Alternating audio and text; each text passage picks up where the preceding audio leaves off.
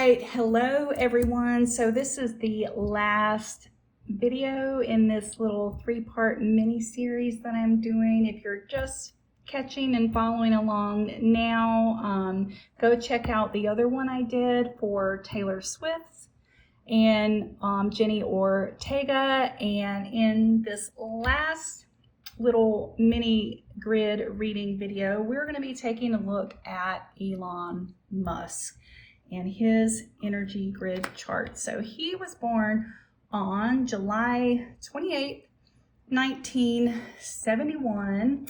And so we're going to start off by drawing our little tic-tac-toe grid here. All right, and taking a look at the bottom of the grid here, we have the physical plane or the earth element.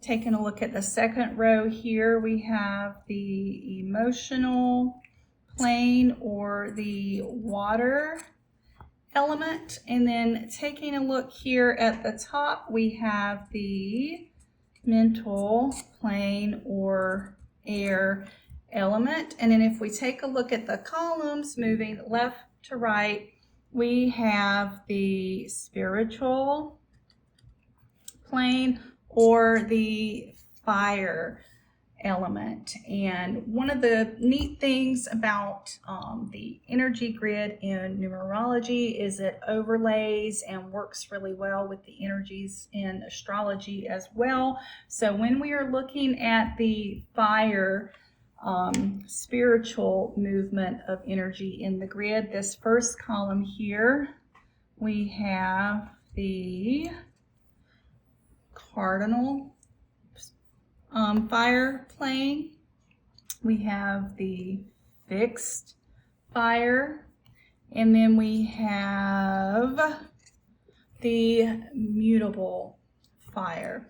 So let's go ahead and start plugging in the numbers for Elon Musk grid.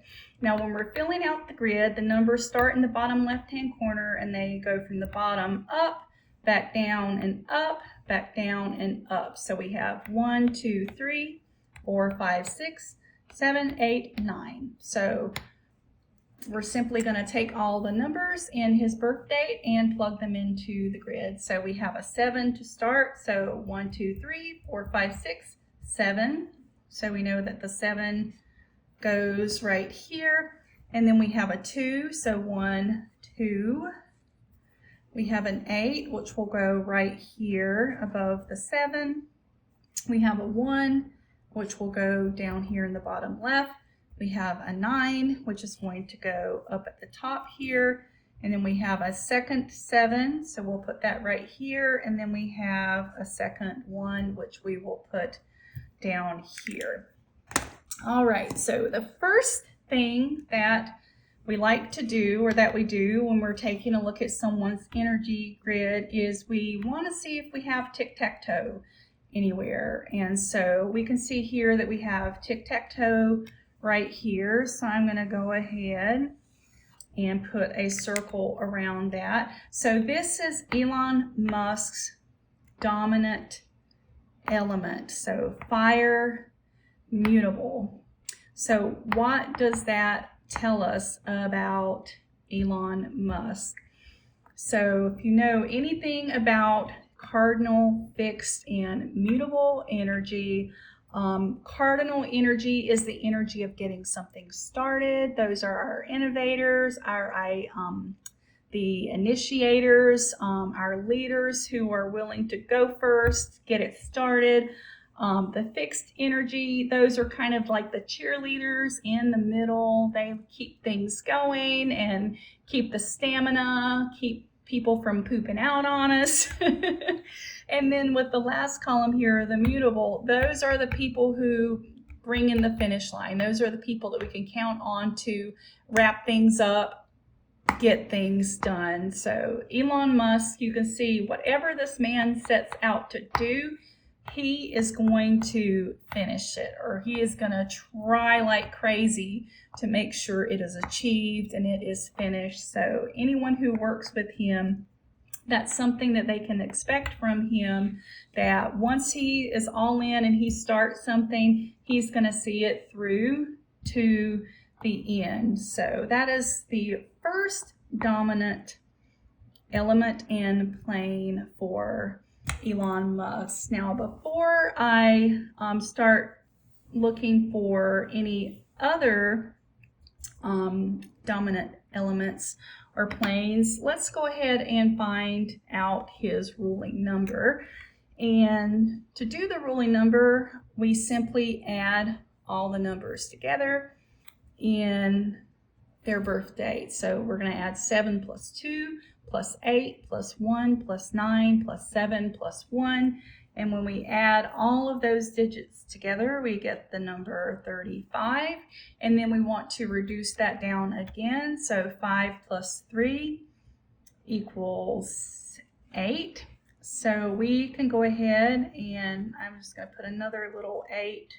Oops, I don't know what kind of 8 that is. Go ahead and put another little 8 right there. So once again, adding in his ruling number, if we think about the numbers in the grid as being kind of like the core energy signatures that you are born with, that you are always putting out into the world, your ruling number is kind of the combination. When you mix all those energies together into a recipe, the ruling number is kind of like what you get, okay? And so we have another 8, which only adds more strength energetically to his mutable fire and his ability to get things done, bring things to completion, wrap them up. Okay, but I usually like to at least find 2 dominant elements or 2 elements or planes of influence in a grid. So if we just continue looking at his grid and seeing where else we have a concentration of numbers, you can see here that we also have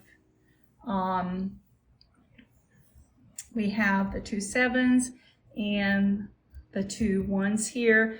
So I'm going to also say that he is pretty strong in his physical and earth plane. So that means that he is someone who likes to approach things from a grounded, kind of organized, kind of tactile way.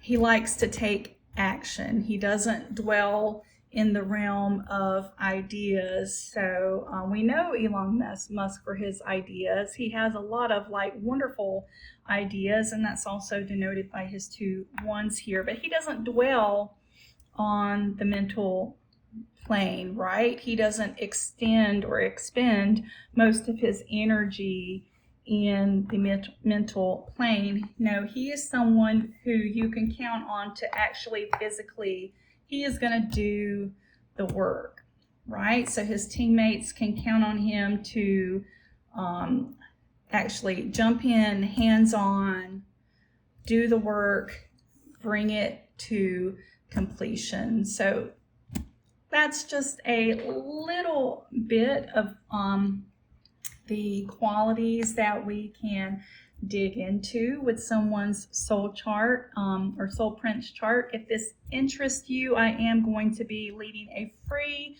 soul prints masterclass at the end of this month, and we're going to go even deeper than this, and you're going to come away from that masterclass being able to do soul print charts for yourself as well as others. That I'm going to be opening doors for that here in the next week, so stay tuned.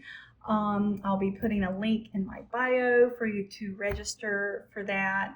But in the meantime, if you like this content, Give it a like, give it a thumbs up. If you have any questions, feel free to drop those down in the comments. I geek out about this stuff. I just love answering your questions. I could talk about numerology all day. So that said, I hope to see you in my masterclass at the end of the month. And thank you for catching this mini series, and I hope to see you soon. Bye.